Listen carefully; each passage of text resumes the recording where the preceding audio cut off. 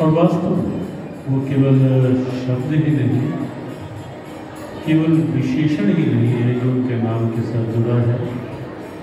तो वास्तव में जब उनको हम सब श्रवण करते हैं तो लगता है कि जैसे अध्यात्म विद्या जो है किस प्रकार से आलोकित हो रही होती है उनके भीतर से, उस विद्या का प्रकाश कैसे एक आलोक फैलाता हुआ अनुभव होता है। आज उनकी गरिमा में उपस्थिति से मंच गौरवान्वित है। गुजरात नाडियाड में एक बहुत दिव्य स्थान है संत राम मंदिर। बड़ी तपस्पूर्ण परंपरा और अच्छा अपनी भारतीय समृद्ध विरासत को अपने में संजोए हुए और व्यापक प्रेरणा बनाता हुआ वो स्थान, वहाँ से हमारे श्रद्धे निर्गुण दास जी महाराज यहाँ उपस्थित हुए हैं। विशेष रूप से पूज्यपाल महाराज श्री के स्नेह के वशीभूत गुजरात से चलकर वो आए, उनका भी अभिनंदन।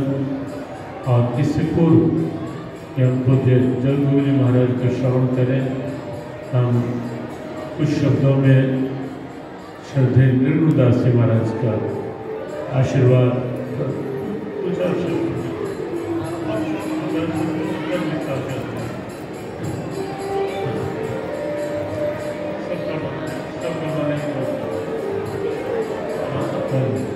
तो उनका कहना है कि कल करेंगे, आज पूरा समय हम फिर श्रवण करते हैं।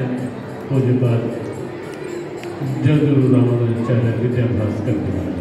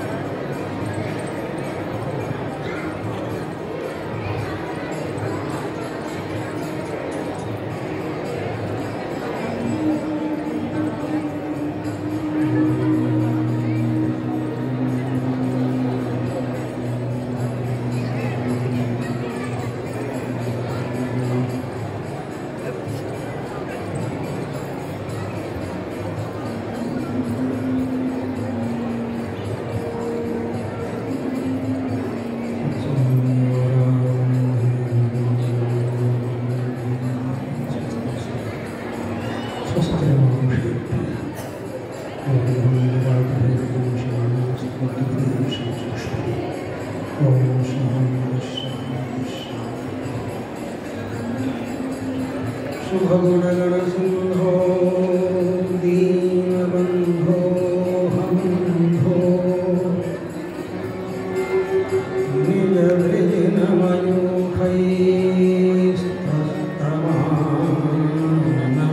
निजवृजनमयूखैस्तमानस्पृशार्पः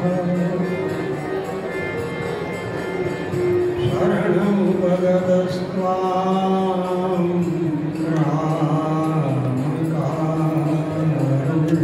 रामकारुण्यमूर्ते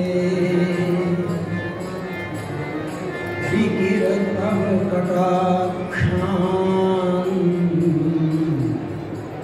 दिव्यपीयूषपूर्णम्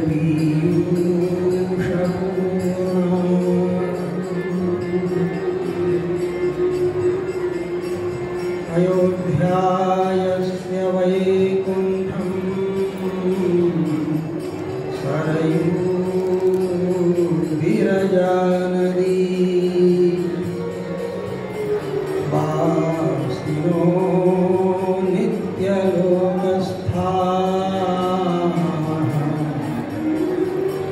तस्मै रामाय मङ्गलम्।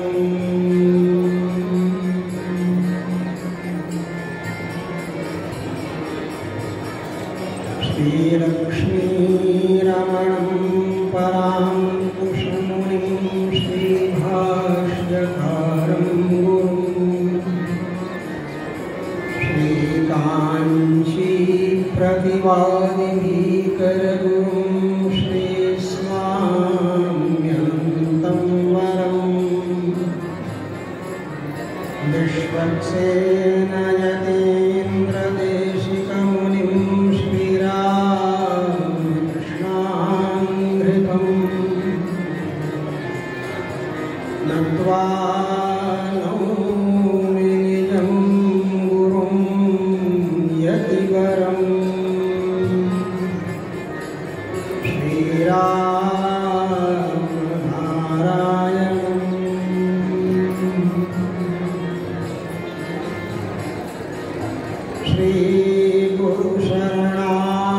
श्रीगुरुशरणानन्दो नित्यं शान्तो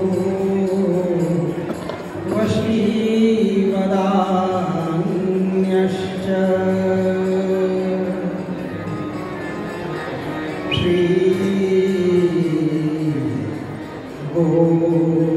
गोकुलभुवि वासी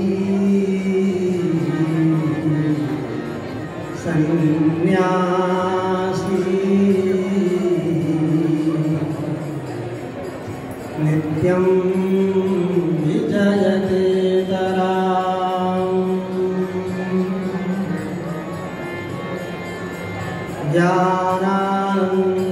ज्ञानानन्दोऽस्मदीयो यः प्रेष्ठः सुहृत्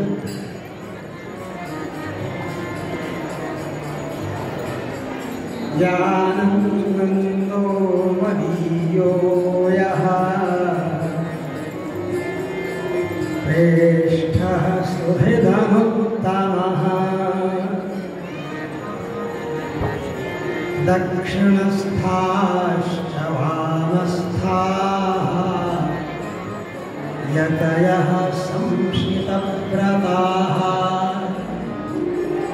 सम्मुखस्थाश्च भक्ताश्च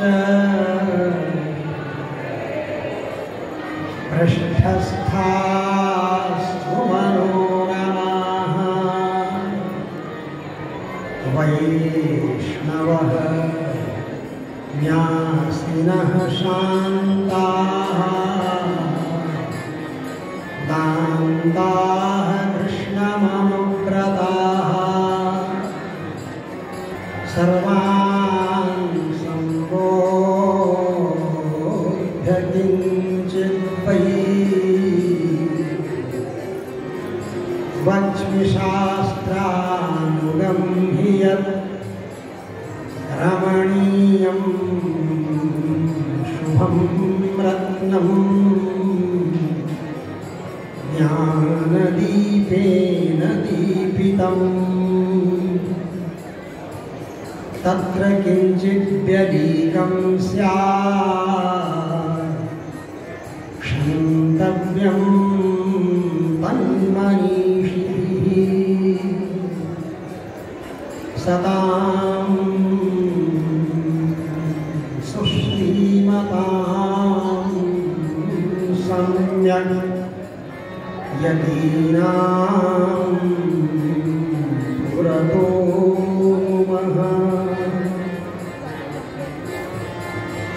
परम सम्माननीय तथा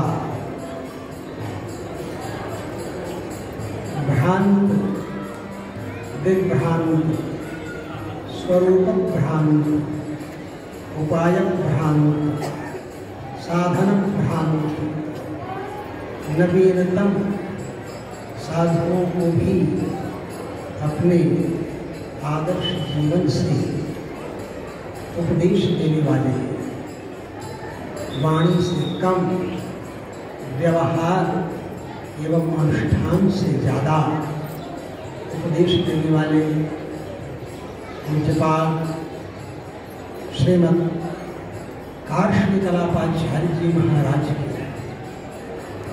यशः पताका दिगदिगंत व्यापिनी करते हुए निरंतर द्रोधोयमान करते हुए हम सब लोगों के बीच में आज जो परम वयोवृद्ध ज्ञानवृद्ध विराजमान हैं और जिनके पास पहुंचकर मैं ऐसे वात्सल्य का अनुभव करता हूँ कि लगता है दादाजी की गोद में पहुंच गया हूँ। और उनकी दृष्टि जब पड़ती है तो लगता है कि वो ऐसी वात्सल्यमयी दृष्टि है कि जो हम लोगों के ऊपर आने वाले कोरोना वायरस से भी भयंकर परिणाम देने वाले माया वायरस को दूर कर देती है। ऐसे पूज्य गुरु शरणानंद जी महाराज जो वहीं से रेज अफेक्शन के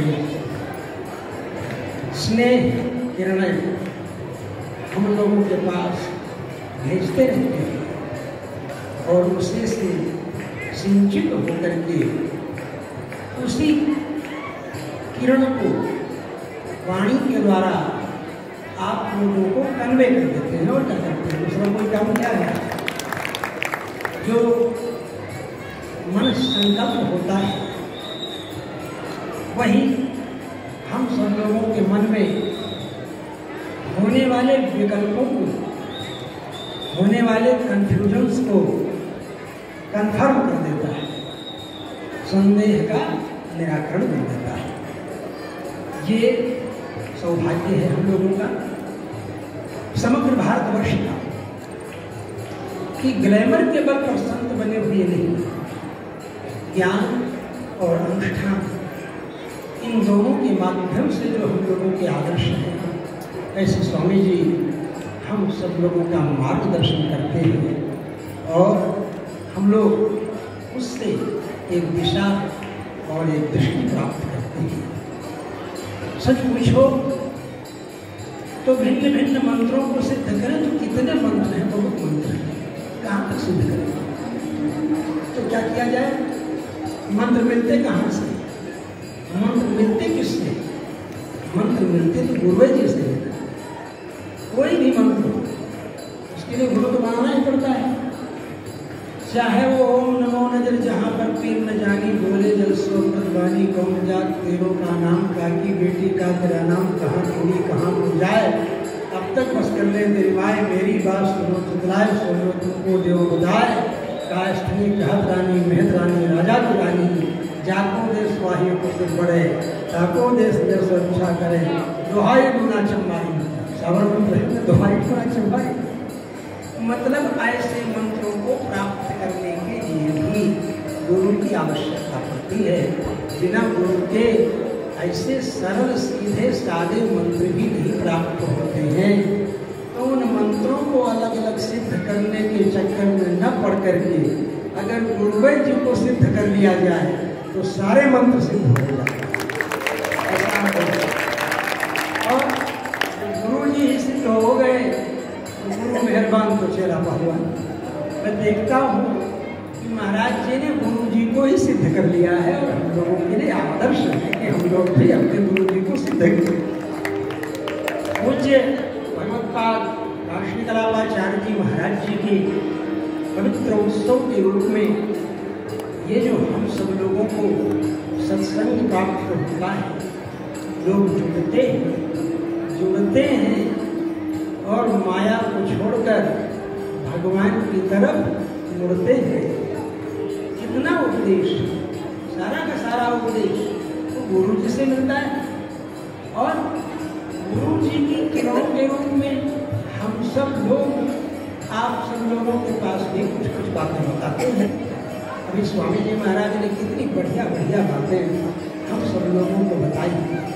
प्रेण भक्ति योगे ये तो पुरुषम पर, तो जिससे बढ़कर के कोई पुरुष ही नहीं, उसका यजन करने का विधान है। उससे बढ़कर कोई पुरुष नहीं, उसी के नाम पर पुरुष सूक्त का अनुसंधान वेदेषु पौरुषम सूक्तम धर्मशास्त्रेषु मानव के रूप में हम सब लोगों को मिलता है।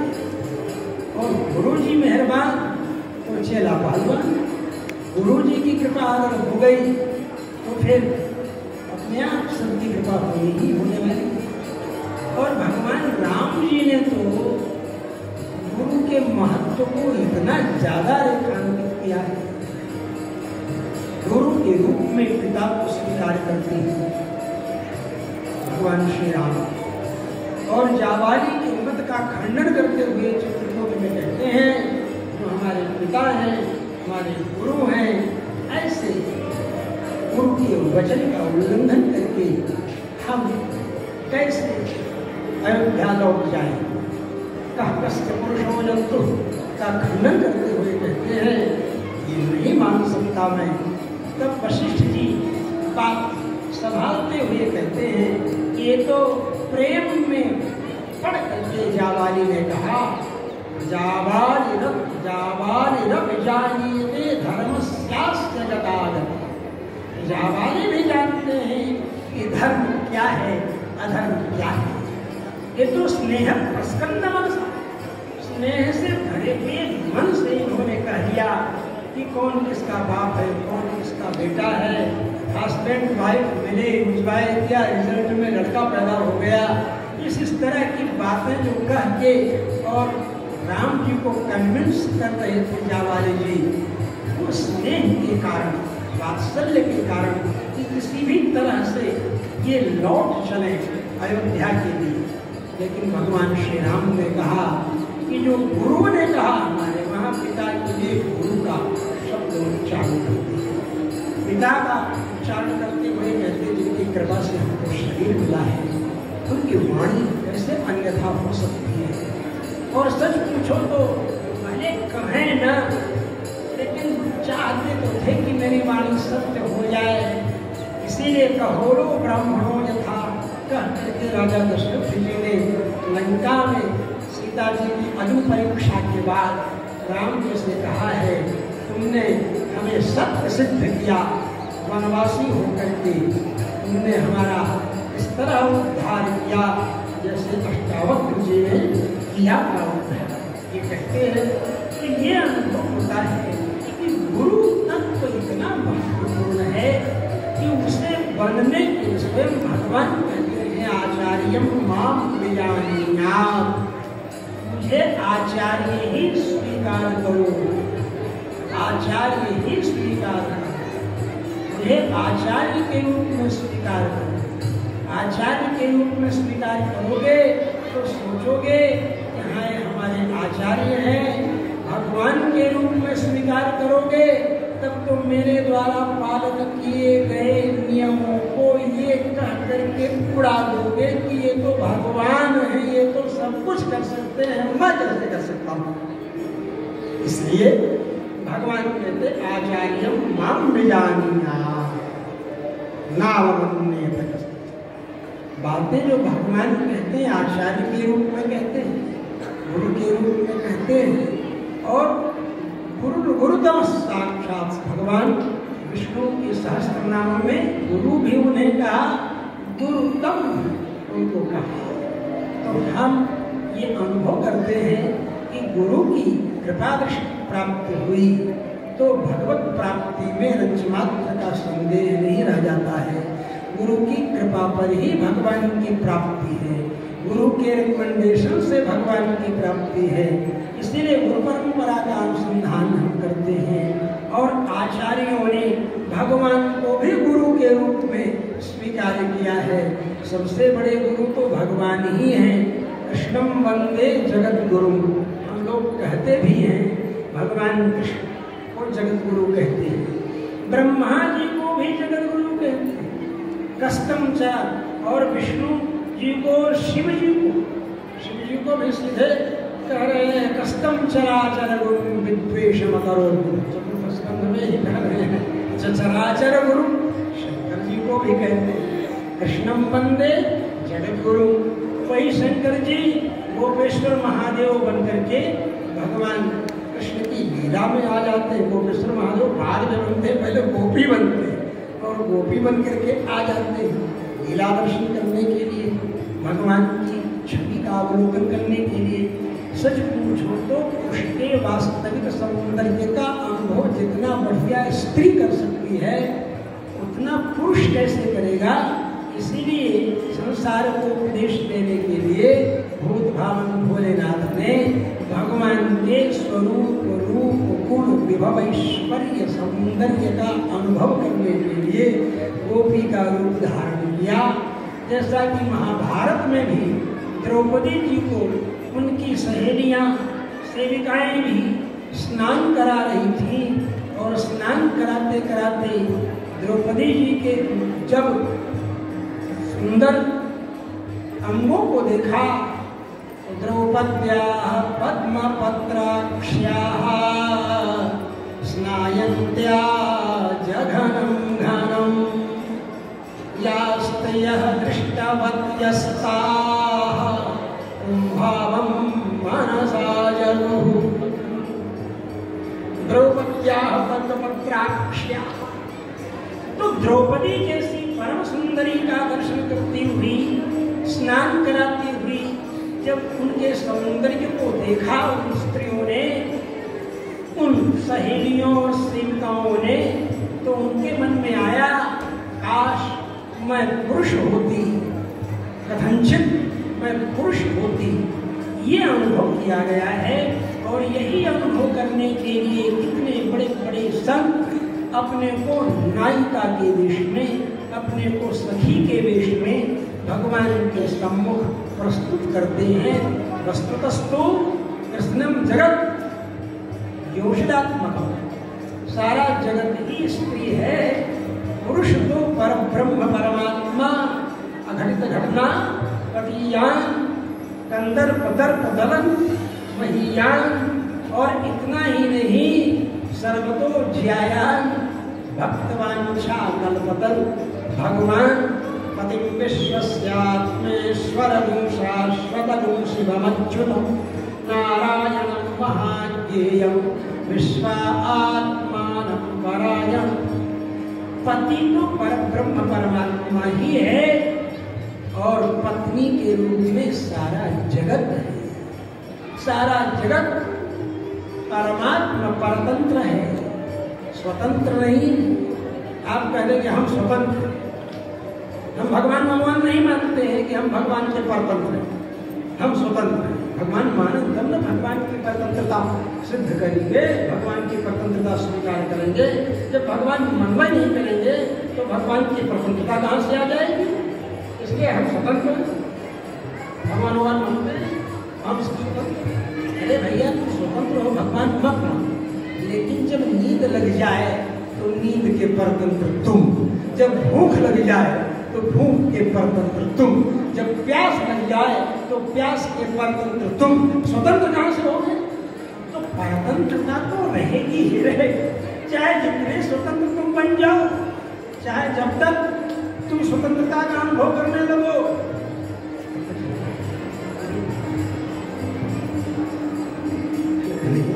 कुछ तो सीमा हो। तो हमारे 11 बजे से बच्चा कब तक चलाना है तो बोलते चलने दो। हमने कह दिया अब तो कुछ तो सीमा होगी, कुछ तो होगा। 6 बज रहा है मेरे ख्याल से, 6:05 हो गया है।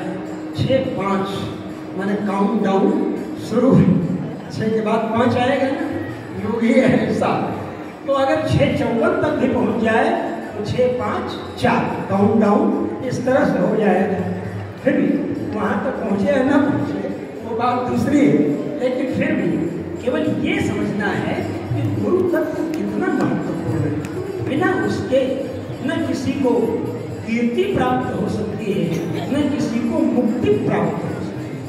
कीर्ति और मुक्ति ये दोनों, भक्ति और विरक्ति, ये दोनों गुरु की कृपा से प्राप्त होने वाली चीज। गुरु जी से ही मिलेगी ये चीज और किसी से नहीं।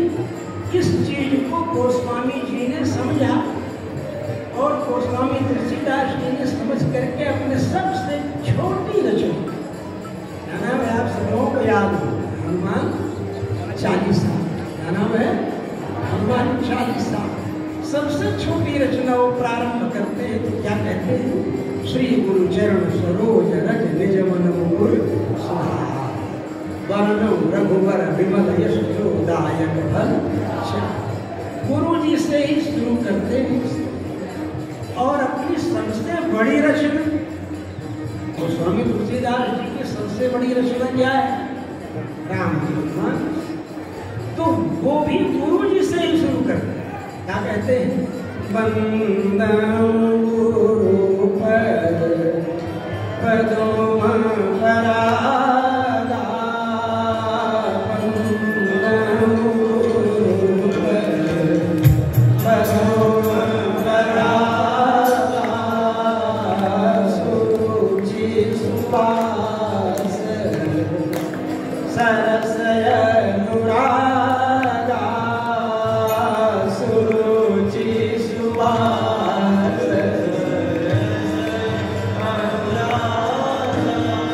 सोचो केवल एक चौपाई नहीं, हनुमान चालीसा तो छोटी रचना थी, इसलिए एक दोहा लिख दिया गुरु जी का प्रारंभ में। लेकिन ये तो चौपाई पर चौपाई। अमीयमुरी मय चूरन चारु, शमन सकल भव रुज परिवारु। भव मन संसार का जो रुज मन रोग है, उसका जो परिवार है, मतलब लोगों के परिवार का भी विनाश करने वाला अगर कोई अमृतवल्ली का चूर्ण है, अमर बेल का अमीय मूरी मय चूरन चारु, सुंदर चूर्ण है, शमन सकल भव रुज परिवारु। महासुदर्शन चूर्ण भाप करके हम बुखार दूर करते हैं, और अमीय मूरी मय चूर्ण चारु, ऐसे गुरु जी के चरण रेणु का चूर्ण प्राप्त करके हम भव रुज परिवारु, संसार का रोग समाप्त करते हैं। ये गुरु जी की कृपा से, गुरु जी की महिमा से। जीवात्मा रूपिणी जगतनंदिनी जानकी को परमात्मा रूपी श्री राम जी का संदेश सुनाने के लिए हनुमान जी जैसे गुरु पहुंचते हैं, वहाँ हनुमान जी को गुरु जी के रूप में शुरू किया। इसलिए श्री गुरु चरण सरोज रजो। गोस्वामी तुलसीदास जी को तो राम जी से भेंट कराने वाले ही हनुमान जी हैं। चित्रकूट के घाट पर भय संतन की भीड़, तुलसीदास चंदन घिसे जगदेव रघुवीर। तो गुरु जी के रूप में हनुमान जी हैं। बोले लंका किस रूप में है? तो बोलते हैं भैया लंका को ही पूछोगे, रावण को नहीं पूछोगे रावण किस रूप में है? बोले हाँ ये भी बता दो। बोले रावण के 10 मस्तक हैं, हमारे शरीर में 10 इंद्रियां हैं। बोले हाँ 10 मस्तक तो है और 10 इंद्रियां है, तो 10 मस्तक हो गए 10 इंद्रियां हो गई। लेकिन रावण कौन है? बोले रावण जो है वो तो मन है। तो मन रूपी रावण के 10 मस्तक हैं। इसीलिए 10 इंद्रियों का स्वामी मन को स्वीकार किया, वेदांतियों ने भी स्वीकार किया इस बात को। इसलिए मन प्रग्रहवान नर, मन की ही लगाम है। जिस इंद्रिय को जिधर चाहता है मन उसी तरफ दौड़ाता है। जीभ को चाहेगा मिर्चा खाने की तरफ दौड़ाने को तो मिर्चा खाएगी, और गुड़ खाने की तरफ दौड़ाने को चाहेगा तो गुड़ खाएगी। सुंदर शब्द बोलने की दिशा में दौड़ाना चाहेगा तो सुंदर शब्द बोलेगी, और गाली गलौज करने के लिए दौड़ाना चाहेगा तो गाली गलौज करेगी। तो ये मन रावण है। 10 इंद्रियां, उसके 10 मस्तक हैं। बोले तो समुद्र में लंका थी, वो लंका कौन है?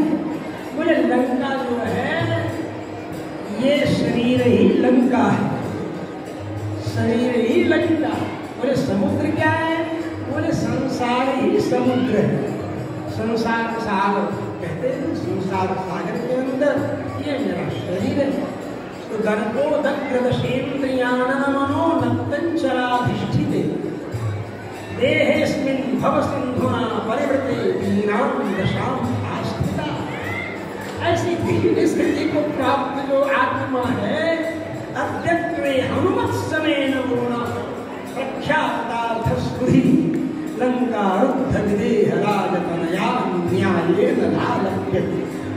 भगवान विष्णु के घंटावतार के रूप में स्वीकार किए गए और विशिष्टाद्वैत और अद्वैत का अनुसंधान करते हुए जगत को अपने उपदेश को व्यवस्थित ढंग से प्रस्तुत करने वाले भगवान विष्णु के घंटावतार वेदांत देशिक स्वामी जी, जिनको निगमांत देशिक वेंकटनाथ देशिक के रूप में विभिन्न रूपों में आचार्यों ने स्वीकार किया। वेदांत गुरवे नमः के रूप में उन्होंने अपने एक श्लोक के द्वारा इस भाव को व्यक्त किया जो अभी अभी इस रामानुदास ने आप सब लोगों के सामने प्रस्तुत किया। तो ये गुरु के प्रति गुरुत्व का जो अनुसंधान वो श्री हनुमान जी के रूप में, गुरु के रूप में हनुमान जी को स्वीकार किया। तो राम जी ने सोचा बखूबी निभाया गुरु का किरदार और दूत का। गुरु भी तो दूत ही है, परमात्मा का संदेश जीवात्मा के पास पहुंचाता है। परमात्मा का संदेश क्या है? जीवानुषो जीवलोके जीव परमात्मा का संदेश। तो इस बात को, इस संदेश को जीवात्मा के पास तक गुरु पहुंचाता है। और अगर न पहुंचावे और दुनियादारी वाली ही बात करता रह जाए तो समझ लो तो भगवान का संदेश पहुंचाने वाला गुरु नहीं है, संसार का संदेश पहुंचाने वाला गुरु घंटाल है। तो विश्लेषण किया गया है हमारे यहाँ। इसीलिए वस्तुतः हम जब अनुभव करते हैं तो गुरु की कृपा का ही अनुभव करते हैं, किसी भी रूप में अनुभव करते हैं। गुरु कौन किस रूप में बनेगा, कब कहाँ बनेगा, ये भी एक गौरव का विषय। भूत भावन भोलेनाथ समस्त श्री वैष्णव सिद्धांतों के उपदेशों के उपदेष्टा गुरु के रूप में श्रीमद् पद्म पुराण के अंदर वर्णन किए गए। उनको सबसे बड़ा उपदेष्टा हो किया गया। श्री वैष्णव सिद्धांत का जितना विश्लेषण करीब 14 अध्यायों में भूत भावन भोलेनाथ जी ने किया और वहाँ वो कहते हैं सिद्धिर भवति नवाप्रेत संशयो च्युत सेविना। सक्सेसफुल में होंगे कि नहीं होंगे जो भगवान का भजन करते हैं, इसमें कंफ्यूजन है। जो भगवान को भजते हैं उनकी सिद्धि में थोड़ा सा संदेह हो भी सकता है, लेकिन न संशयोस्ते तद्भक्त परिचर्यात्मना। जो भगवान के भक्तों की परिचर्या करते हैं, भगवान के भक्तों की सेवा में लगे रहते हैं, उनकी सिद्धि में रंचमात्र का संदेह नहीं रहता। भगवान के भक्ति की सेवा करना, भगवान के भक्त जो कह देंगे भगवान को भी छक मार करके उसका पालन करना ही पड़ेगा, उसे सिद्ध करना ही पड़ेगा। यहाँ तक बताऊंगा, एक आदमी था बेचारा, उसकी कोई संतान नहीं। अब उधर से घूमते घूमते नारद जी पहुंच गए। नारद जी का स्वागत सत्कार किया और स्वागत सत्कार करने के बाद कहा महाराज जी आप कहाँ जा रहे हैं? बोले हम भगवान के यहाँ जा रहे हैं दर्शन करने के लिए। बोले मेरे लिए भी थोड़ा पूछ लीजिएगा कि हमें कुछ संतान है, बाल बच्चा है, पुत्र सुख है मेरी जिंदगी में कि नहीं है? हाँ बिल्कुल पूछ लूँगा। गए भगवान से पूछे महाराज जी एक भक्त है वो कह रहा है कि हमको भी संतान मिलेगी, पुत्र मिलेगा कि नहीं मिलेगा, तो आपसे पूछा। भगवान ने कहा उसको तो 7 जन्म तक कोई संतान ही नहीं। नारद जी सुने, वहां से लौट करके आए तो उसको बताए कि भाई भगवान ने तो कहा है कि तुमको 7 जन्म तक कोई संतान ही नहीं। बेचारा कहा भगवान की जो इच्छा, भगवान की इच्छा के आगे अपनी इच्छा कहाँ चलने वाली, वो संतोष करके बैठ गया। कुछ दिनों बाद एक ऐसे पक्कर साधु महात्मा पहुँच गए घूमते झामते महाराज की शरीर घूमते झामते जब पहुँचे उनका भी स्वागत किया, उसने चरणों भैया चरणामृत किया, भोग राग कराया और उसके बाद कहा महाराज जी प्रणाम करता हूँ। बोले क्या तुम्हारी इच्छा है? बोले महाराज जी और कोई इच्छा नहीं है, कोई संतान नहीं है हमारे, हमको भी 1-2 संतान हो जाती तो बड़ी कृपा हो। तो महात्मा जी ने कहा अच्छा, तूने हमको 7 रोटियां खिलाई है ना, तुझे 7 पुत्र हो। कहाँ 7 जन्म में पुत्र होने वाले नहीं, कहाँ 7 रोटी के बदले 7 कितने अवढ़दानी होते हैं कि उन्होंने कहा कि 7 रोटी खिलाई है। साधु महात्मा ऋषि मुनि लोग किसी का फोकट में नहीं खाते हैं, अगर खा लिया तो जरूर उसके बदले कुछ न कुछ जरूर ही। जो उपनिषदों में कथा है जानश्रुति राजा की, भल्लाक्ष आकर के और वो अन्न क्षेत्र में जाकर खा लेते हैं ऋषि, और फिर सोचते उपदेश दे दो राजा को। सोचते उपदेश देने तो राजा कहता है अरे भाई हमको उपदेश क्या, बनते खाते लोग क्या उपदेश देंगे हम, इस तरह वो क्या पूछे। लेकिन इन्होंने सोचा मैंने अन्न खाया है राजा को, कुछ उपदेश तो देना चाहिए। तो राजा अपने छत पर चांदनी रात में सो रहा था और वो दोनों ऋषि पक्षी बन करके उड़ते उड़ते भल्लाक्ष संबोधन करते हुए जाते हैं और कहते हैं ओ चंद्रमा सब प्रकाश, देखो चंद्रमा का प्रकाश कैसा है, चंद्रमा की चांदनी है। तो बोले यथा जानश्रुते जैसा प्रकाश है, जैसे जानश्रुति राजा का जैसा प्रकाश है वैसा प्रकाश है चंद्रमा का। मैंने क्यों जानश्रुते सब प्रकाश है न तथा प्रकाशाय था संयुक्त्वा रैक्वस्य तपसा, संयुक्त्वा रैक्व की तपस्या का जैसा ज्ञान प्रकाश है, जैसे उनके ज्ञान का प्रकाश है वैसा प्रकाश इस राजा के यश आने। अब राजा के मन में क्यूरियोसिटी डेवलप हो गई, आकर्षण राजा को पक्षियों की विद्या आती थी। उसने कहा सहीकुआ रैक को कौन है, तो सहीकुआ रैक के चक्कर में आकर्षण हुआ कि कौन है खोजने में लोगों को दौड़ा दिया, चारों दौड़ने लगे जहां तहां, पता लगाते लगाते लगाते पता चला एक जगह पर बैलगाड़ी पर सारा सामान रखे हुए अपना युजुर योगे सहीकुआ रैक को मतलब बैलगाड़ी है पर सब सामान रहता था उनका, और उसी पर सब सामान रखे और सारे शरीर में भैंस का गोबर लगाए हुए बैठे।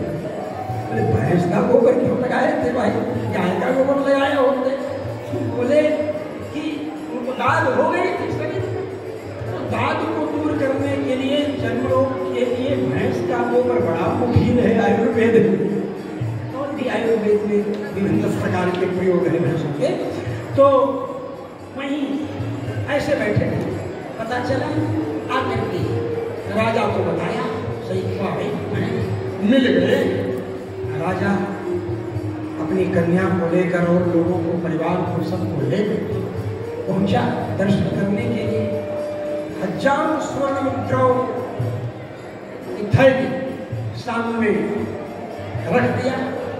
सहीकुआ रैक ने अपने पैर का ऐसा झटका दिया उस थैली पर कि छितरा गई और कहा अनेन मुखेन आलापश्य, इसी मुंह से तुम उपदेश प्राप्त करोगे, इसी से इस तरह से हटा दिया और हड़का करके और शुश्रूषया विद्या पुष्कलेन धनेन वा। या तो गुरु जी की सेवा करो, शुश्रूषा का दोनों अर्थ है, श्रोतुम इच्छा शुश्रूषा। गुरु जी कब क्या कह रहे हैं उसको सुनने की इच्छा, शुश्रूषया, और गुरु जी की इच्छानुसार सेवा करना। क्योंकि शिष्य आचार्य से शरीर रक्षे, शिष्य का कर्तव्य है कि आचार्य के शरीर की रक्षा करना, और आचार्य शिष्य से स्वरूपम रक्षे, आचार्य का कर्तव्य है शिष्य के स्वरूप की रक्षा करना। शिष्य भटकने न पावे, शिष्य गड़बड़ाने न पावे, शिष्य अगर कुछ गड़बड़ वेशभूषा में भी जा रहा है तो उसको सावधान कर दे कि भाई ये कटिंग फिटिंग सेटिंग फेडिंग ये ठीक नहीं है, या तो सफा चट रहो या जटा जट रहो, जैसे बाबू की कहते थे याद उठा आपको। तो गुरु जी उपदेश दे देते हैं स्वरूप क्या है। अब स्वरूप में जो नहीं है और ग्लैमर है जिनका, ग्लैमर जिनका है वो वैभव बढ़ा करके कभी मोटरसाइकिल ड्राइव कर रहे हैं, तो कभी कार ड्राइव कर रहे हैं, तो कभी घोड़े पर खटखट चोटीदार पजामा पहन कर चल रहे हैं, और गुरु गुरु गुरु गुरु गुरु ही बने भी बैठे हुए हैं। ऐसे गुरु भंडार जब अंदर चले जाते हैं तब लोगों को पता चलता है क्या ये गुरुओं को बदनाम करने वाले साधुओं को और ऐसे ही लोगों को नाम दे दे करके ऐसा नाम दे देते हैं, कोई उनके नाम पर कोई फिल्म बनाकर उसका नाम दे देंगे आश्रम। अरे आश्रम नाम क्या देने की जरूरत? अरे आश्रम नाम देना था उसको, तेरे उसको नाम ही देना होता तो ये नाम दे देते, कुछ भी 5 स्टार हाउस दे देते। अरे जहाँ यही सब होता है, जहाँ न वेद है, न वेदांत है, न उपनिषद है, न महापुरुषों की वाणियाँ हैं, उसको आश्रम भी नहीं लो। अरे आश्रम ये है जहाँ पर आप बैठे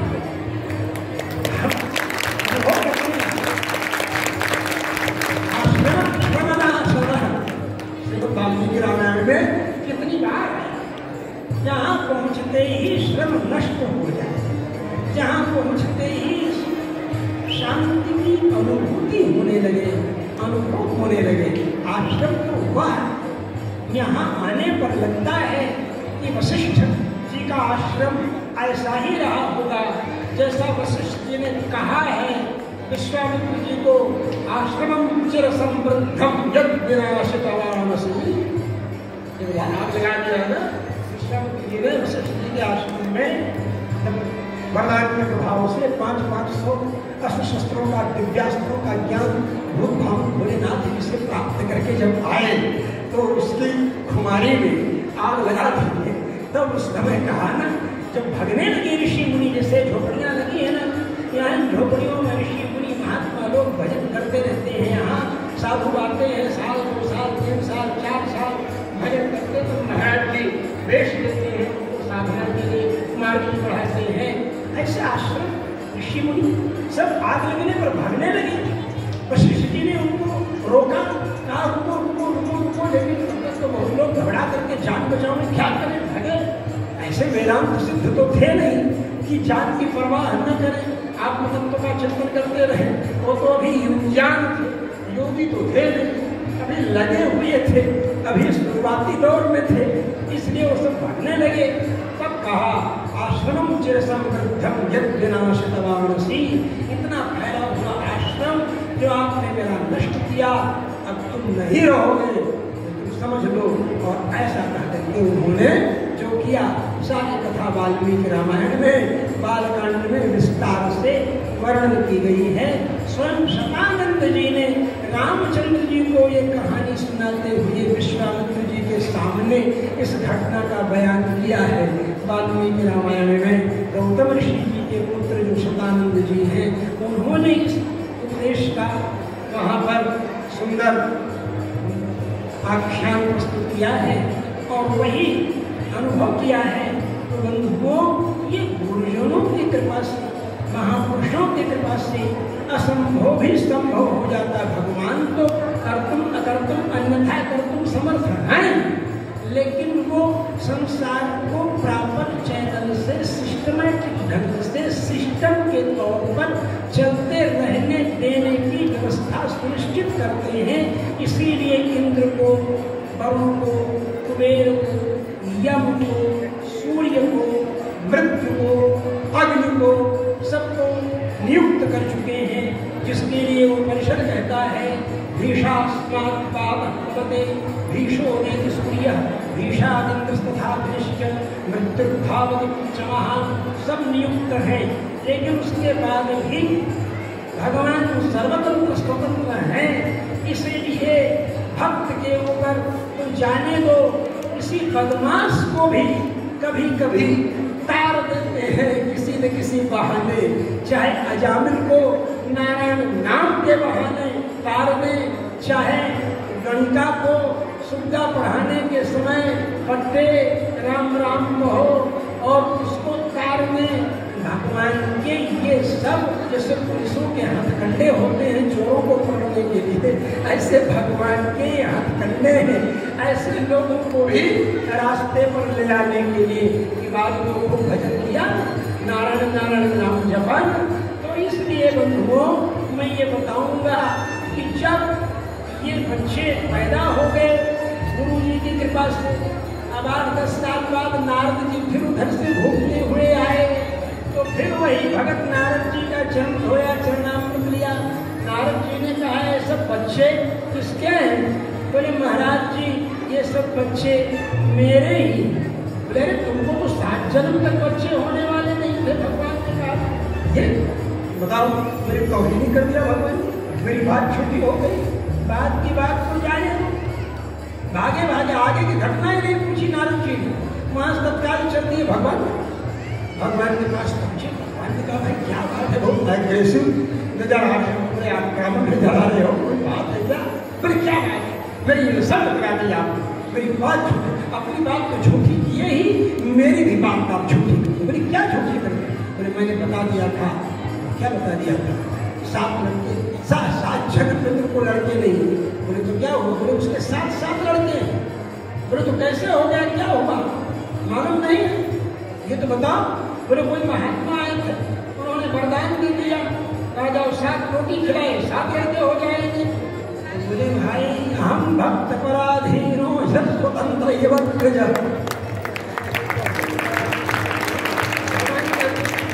हम भक्त परा, हम तो भक्त परतंत्र हैं।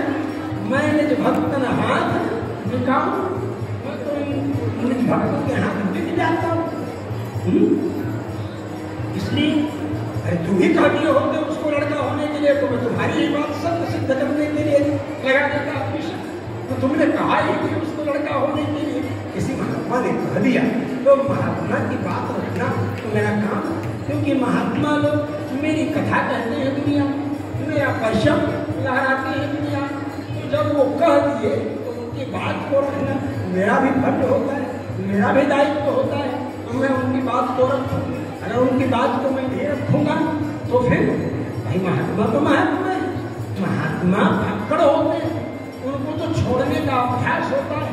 बाप को छोड़े, माँ को छोड़े, भाई को छोड़े, भौजाई को छोड़े, बहन को छोड़े, बहनोई को छोड़े, चाचा को छोड़े, चाची को छोड़े, घर छोड़े, द्वार छोड़े, खेत छोड़े, खलिहान छोड़े, जमीन छोड़े, जायदाद छोड़े। छोड़ने की ही तो प्रैक्टिस की है उन्होंने। तुमको छोड़ने में कितनी देरी लगी? तुमको छोड़ने में कितनी देरी लगी? तो इसलिए जो भक्कड़ होते हैं वो भक्कड़ ही कोई बात सही सही कह लेते। साधु हैं और अगर हमको ये लोभ हो गया कि हमको इलेक्शन में टिकट मिल जाए तो हम लाख मार्गदर्शक मंडल में बैठे रहे, गड़बड़ होने पर कुछ बोलबे नहीं, घबराएंगे। इसलिए बता रहा हूँ आपको कि साधु जब तक भक्कड़ रहेगा तभी तक वह उपदेष्टा बन सकता है।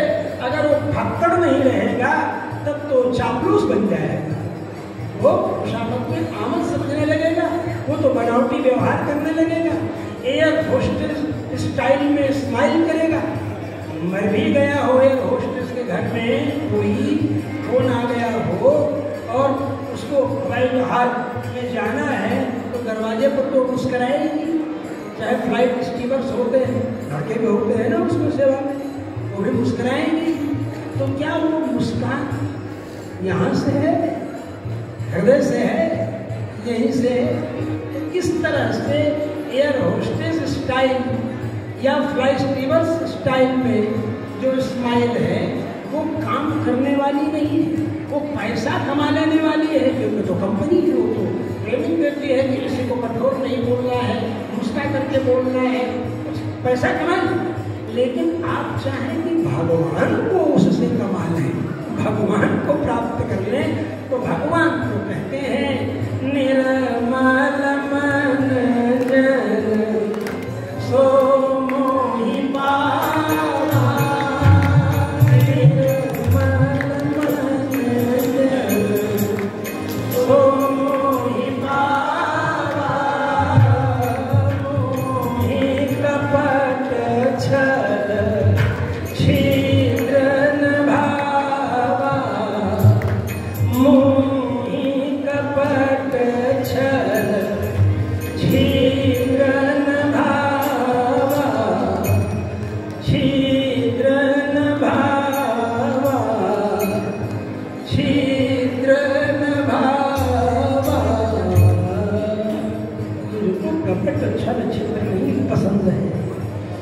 मनस्सेकम वचस्सेकम कर्मण्येकम महात्मना। मुझे महात्मा प्रिय है। महात्मा कौन? जो मन में, वाणी में, कर्म में, तीनों में एक है, वो महात्मा पसंद है। और वही महात्मा गुरु है, वही तपस्या करने वाले, तप करने वाले। आषाढ़े तपते रवि, रवि तपन करते हैं ना, तपना सूर्य का नाम है ना, तपना। तो तपस्या को करते, अहर्निश करते, पूरे रात को भी सो जाते। पूरे रात को कहाँ सोते हैं? उनके लिए कहाँ रात होती है? रात तो हमारे लिए होती है, रात तो हमारे लिए होती है।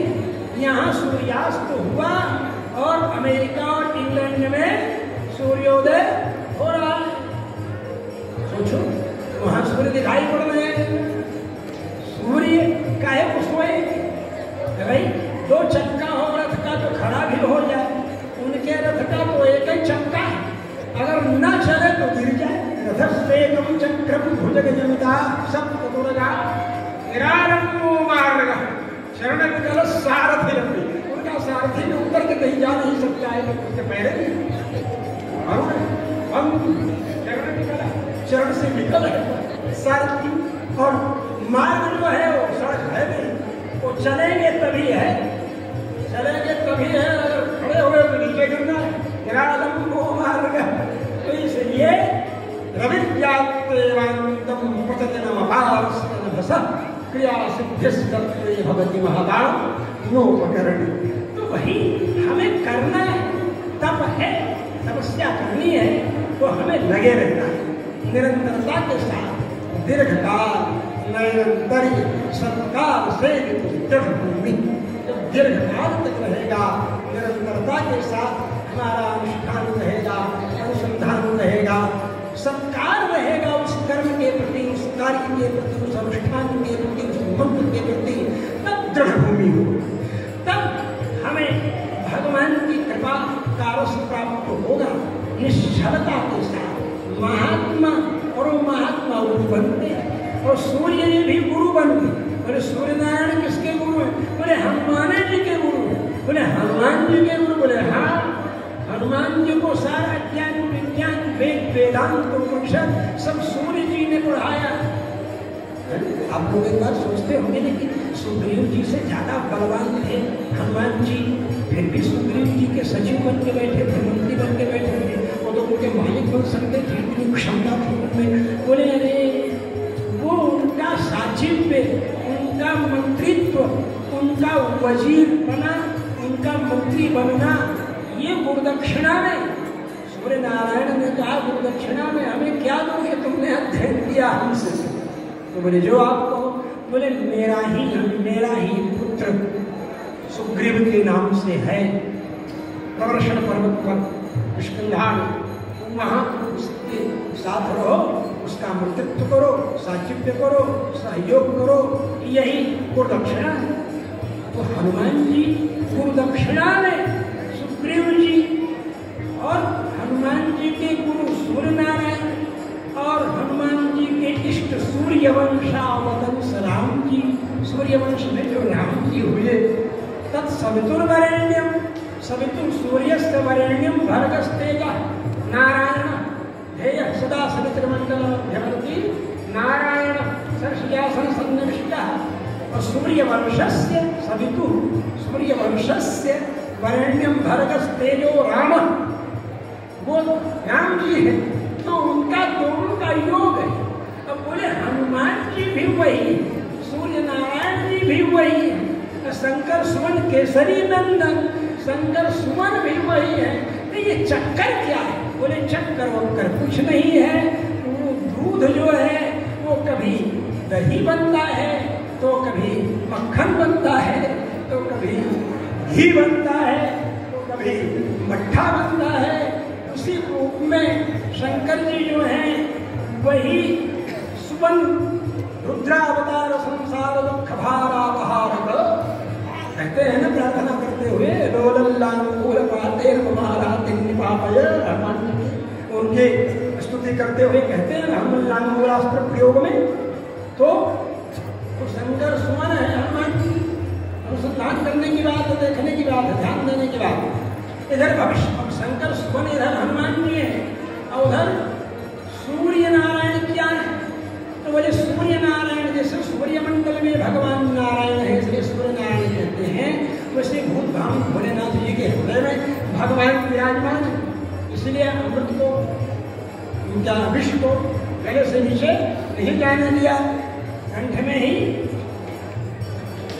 धारण कर लिया है।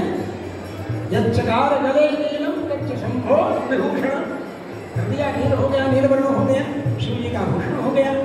तो उसी रूप में अब भविष्य पुराण पढ़ रहा था एक बार, तो उसमें पढ़ा आदित्यम च शिवम विद्या शिवम आदित्य रूपिण भयोरंतरम नास्ति आदित्य शिवस्य च, आदित्यम च शिवम विद्या शिवम आदित्य रूपिण।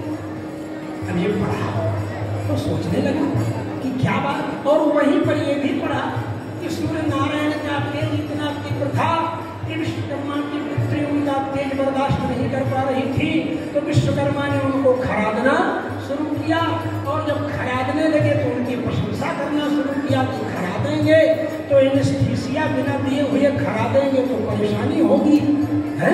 तो एनेस्थीसिया के रूप में उनकी प्रशंसा करने लगे, प्रशंसा करते करते खरादे, तो जितना भी सब चूड़ा था वो सब इकट्ठा होकर के चक्र हो गया। वो सूर्य का खरादा हुआ वो चक्र के रूप में हो गया। अब इधर देखो, आदित्यम च शिवम विद्या शिवम आदित्य रूपिणम, उधर सूर्य को खरादा गया तो उससे गिरा वो चक्र हो गया। और इधर पुष्पदंताचार्य जी की सूक्ति को देखो तो परिणतम सौ चक्र वपुषा, वो चक्र के रूप में स्वयं परिणत हो गए। तो अब इंटर कनेक्टिविटी, अंदर अंदर कैसा जोड़ है, अंदर अंदर किस प्रकार से जुड़ा हुआ है ये, कि इसका अनुसंधान करो। अब हम परशुरामी करें, मारा मारी करें, नहीं ये बड़े हैं, नहीं वो बड़े हैं, तो नहीं ये छोटे हैं, तो नहीं वो, तो इससे क्या फायदा? अगर हम शास्त्रों का निरपेक्ष रूप में अध्ययन करें, पूर्वाग्रह से रहित होकर के अध्ययन करें शास्त्रों का, तो हमें सर्वत्र एक ही सत्ता का प्रकाश दिखलाई पड़ता है, वह है भगवान नारायण का प्रकाश। जब भगवान का जैसा संकल्प होता है, भले आदित्य शिवम विद्या शिवम आदित्य रूपिणम, उधर शंकर स्वर्ण केसरी नंदन, उधर परिणत मसो चक्र वपुषा, वही शंकर के स्वयं केसरी नंदन हो गए, तो वही शंकर जी चक्र के रूप में बदल गए, परिणत मसो चक्र वपुषा। और वही सुदर्शन चक्र पहरेदारी कर रहे थे भगवान विष्णु के द्वार पर, तो बस वही सुदर्शन चक्र जो पहरेदारी कर रहे थे उनको हनुमान जी ने निगल लिया। मालूम हो गया आप तो पहरेदारी कर रहे थे। रुक्मिणी जी को हुआ कि सीता जी का अभिवेशण होता है, चक्र क्या है, क्या मुझसे ज्यादा सुंदर थी। गरुड़ जी को अभिमान हुआ कि हमसे ज्यादा स्पीड है क्या, तो सब तरह तरह का और सबका अभिमान एक ही घटना से भगवान ने चूर्ण कर दिया। कहा देखो हनुमान आने वाला है दर्शन करने के लिए, तो सीता जी के रूप में हो जाओ, मैं राम जी के रूप में हो जाता हूँ। उधर सुदर्शन चक्र से कहा कि देखो तुम पहरेदारी करो, कोई आ न पावे अंदर। और उधर गरुड़ जी से कहा कि तुम जाओ वहाँ उस वन में हनुमान जी बैठे हैं, उससे कह दो आकर के हमारा दर्शन करें। हनुमान जी बैठे थे, गरुड़ जी ने कहा भगवान बुलाए हैं। हनुमान जी कहा चलिए हम आते हैं। बोले अरे मेरी पीठ पर बैठ जाइए, अभी हम पहुँचा देते हैं। बोले नहीं आप चलिए हम आते हैं। बोले अरे हमारी इतनी स्पीड है आप कैसे पहुँच जाएंगे? बोले आप चलिए ना हम आते हैं। तो गरुड़ जी को लगा कि है हनुमान था, उनको अपनी स्पीड पर वो बड़ी स्पीड में और टॉप गियर लगा करके और पहुंचे भगवान।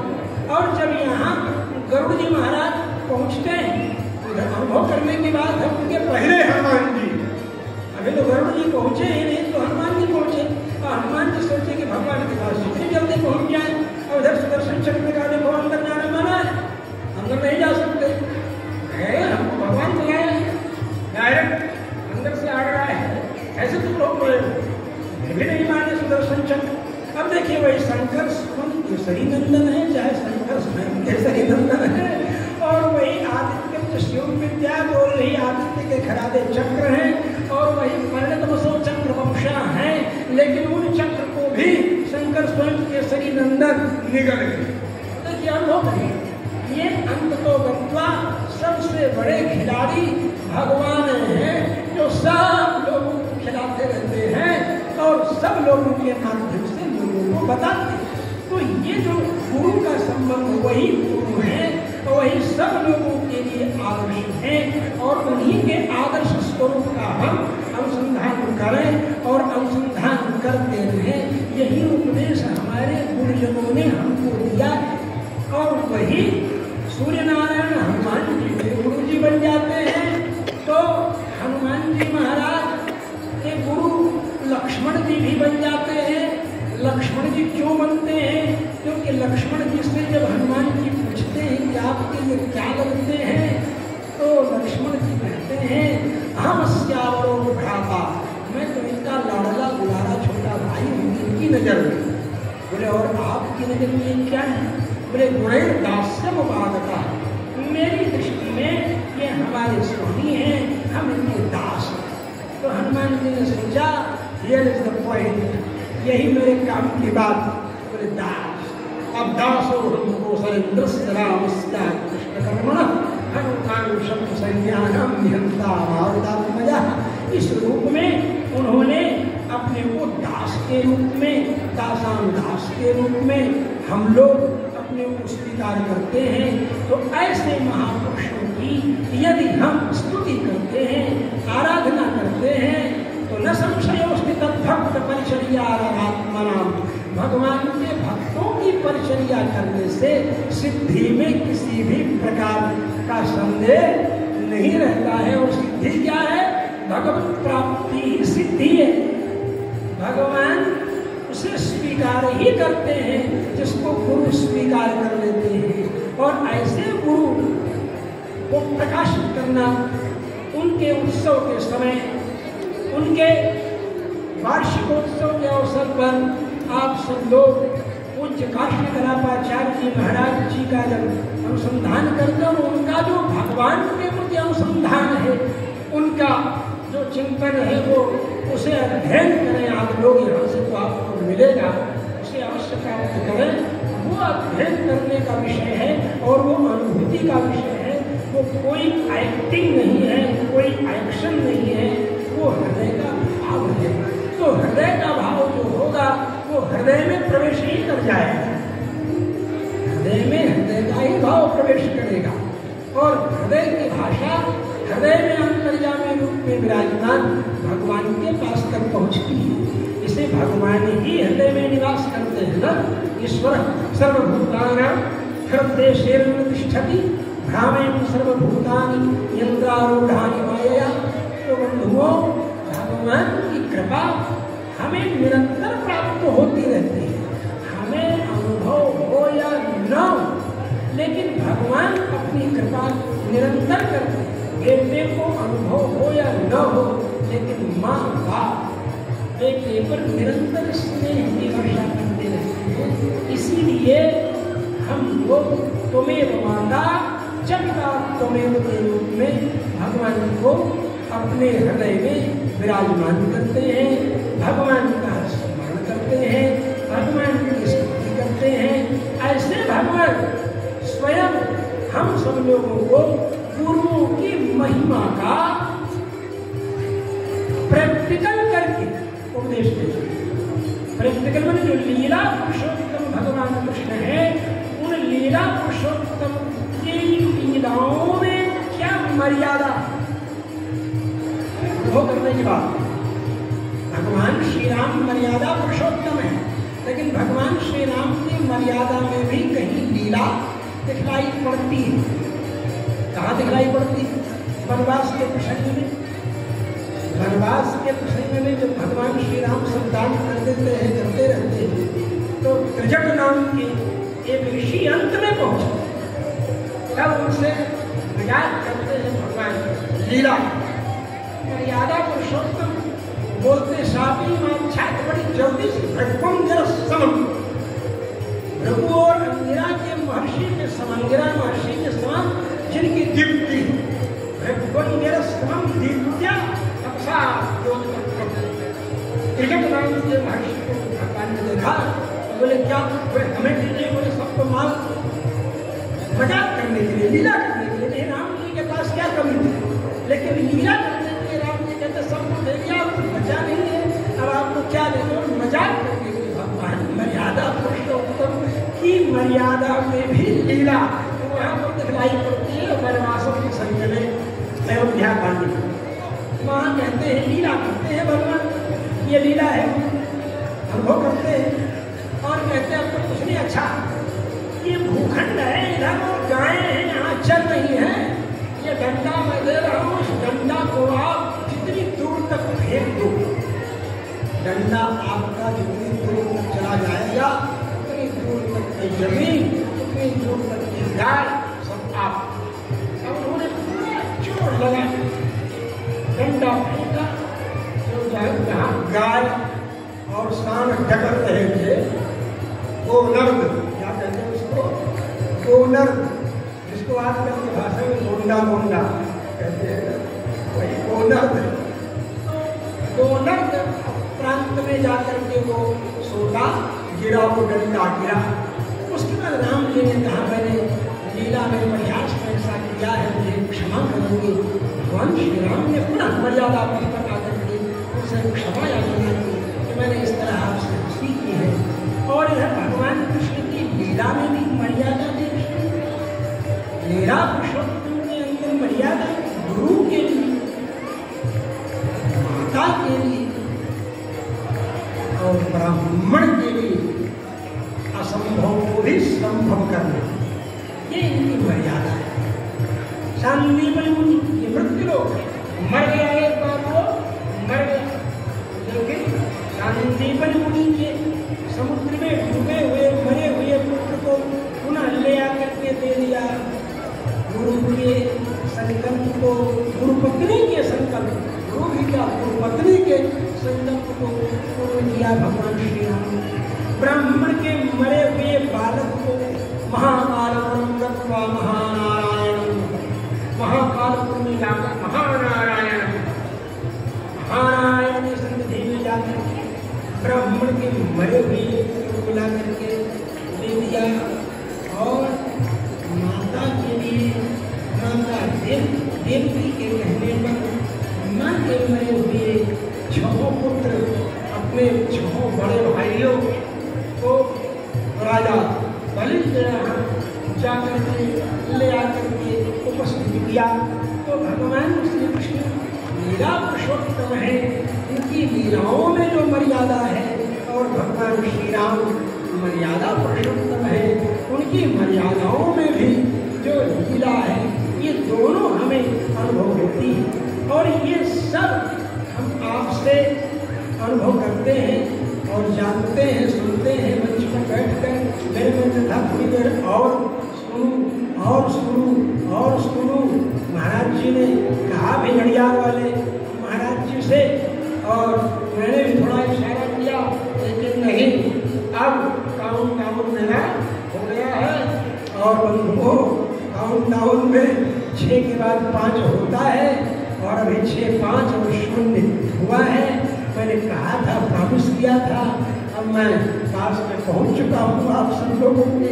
और यही गुरु तत्व है, और इसी गुरु तत्व को अगर हम समझ लें, गुरु प्रकाशे धीमान मंत्रम यत्नेन गोपये, गुरु को प्रकाशित करो, छपाओ, और मंत्र को छिपाओ। छपाना और छिपाना और मात्रा भर का फर्क है। गुरु प्रकाश है, गुरु को छपाओ, प्रकाशित करो। बोले ये किताब कहाँ से प्रकाशित हुई? छपी। गुरु को छपाओ, प्रकाशित करो, और मंत्र को छिपाओ। गोपये और अप्रकाशक प्रकाशाभ्याम क्षीयते संपदायुष। अगर गुरु को छपाया नहीं तो संपत्ति नष्ट हो जाएगी, और मंत्र को अगर प्रकाशित कर दिया आपने, छिपाया नहीं, आयु नष्ट होगी। इसलिए हम गुरु जी का अनुसंधान करें।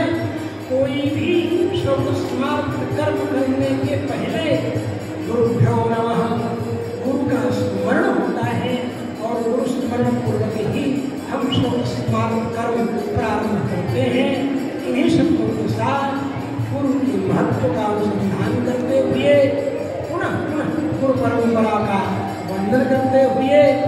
मैं अपनी वाणी को कल तक के लिए स्थगित करता हूँ। श्री राम जय